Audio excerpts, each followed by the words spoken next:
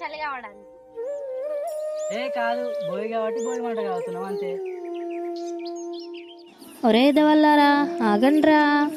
అసలు మనం భోగి పండుగ ఎందుకు జరుపుకుంటామంటే సంవత్సరానికి 12 నెలలు ఉన్నట్టు 12 రాశులు కూడా ఉంటాయి. అయితే సూర్యభగవానుడు ఒక్కో రాశిలో ఒక్కో నెలలో ఉంటాడు. అయితే 6 నెలలు 6 రాశుల్లో ఉంటాడు. ఇంకో 6 నెలలు ఇంకో రాశుల్లో ఉంటాడు. కర్కటక రాశి నుండి ధనురాశి వరకు సూర్యుడు ఉండే 6 నెలలను దక్షిణాయనం అని అంటారు. మకర రాశి నుండి మిథున రాశి వరకు ఉండే 6 నెలలను ఉత్తరాయణం అని అంటారు. భోగి అనేది దక్షిణాయనంలో చివరి రోజు. అప్పుడు రేపటి నుండి ఏ ఆయనం మొదలవుతుంది? సూర్యుడు ఏ రాశిలో ప్రవేశిస్తాడు? మకర రాశి. అందుకే మకర సంక్రాంతి అంటారు. దక్షిణాయనంలో ఎదుర్కొన్న కష్టాలను, బాధలను భోగి మంటల రూపంలో అగ్నిదేవుడికి సమర్పించి నువ్వుల నూనెతో తల స్నానం చేస్తారు.